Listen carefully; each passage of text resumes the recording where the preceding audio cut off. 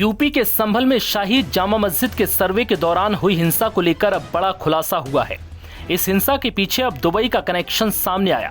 साथ ही इस बात का भी खुलासा हुआ कि संभल हिंसा में गोली लगने से जिन लोगों की मौत हुई थी वो दरअसल गोली पुलिस ने नहीं बल्कि किसी और ने ही चलाई थी, क्योंकि यहाँ दंगे को भड़काने की साजिश रची गई थी।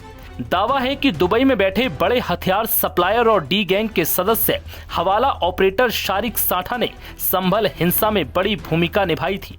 ये चौंकाने वाला खुलासा संभल हिंसा के मास्टरमाइंड के गुर्गे गुलाम शाह ने किया, जिसे संभल पुलिस ने हिंसा मामले में गिरफ्तार किया है।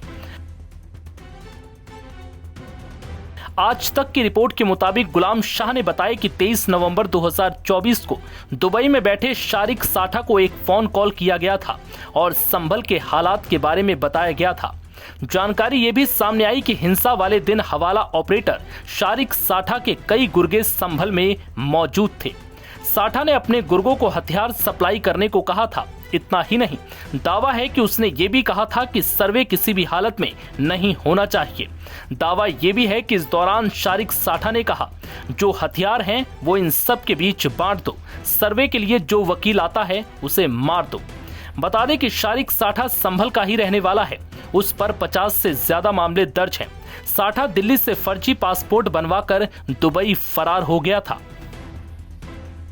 खुफिया एजेंसियों के मुताबिक शारिक साठा दाऊद इब्राहिम गैंग से जुड़ा हुआ है और संभल में हवाला के जरिए पैसे संदिग्ध तरीके से भेजता रहता है। पूछताछ में खुलासा हुआ कि दुबई में बैठे मोस्ट वांटेड क्रिमिनल और डी गैंग के बदमाश शारिक साठा के गुर्गों ने पुलिस और भीड़ पर गोली चलाई थी। गुर्गों की गोली से भीड़ में शामिल लोगों की मौत हुई थी। वहीं वकील को मारकर आरोपी बड़ा दंगा करवाना चाहते थे। साथ ही भीड़ में शामिल लोगों को मारकर पुलिस को बदनाम करने की साजिश भी थी ताकि दंगा भड़क जाए। बता दें कि पिछले साल 19 नवंबर को संभल की एक स्थानीय अदालत ने हिंदू पक्ष की याचिका पर गौर करने के बाद अधिवक्ता आयुक्त द्वारा मस्जिद का सर्वेक्षण कराने का आदेश पारित किया था।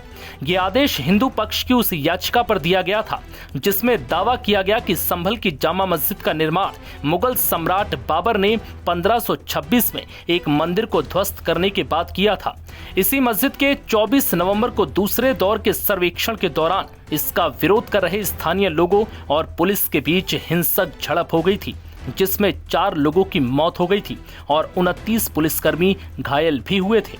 इस मामले में पुलिस ने फरहाना समेत करीब 79 लोगों को गिरफ्तार किया था, जिसके बाद अब यूपी के संभल में हुई हिंसा को लेकर अब ये बड़ा खुलासा हुआ है। नव भारत टाइम्स की रिपोर्ट।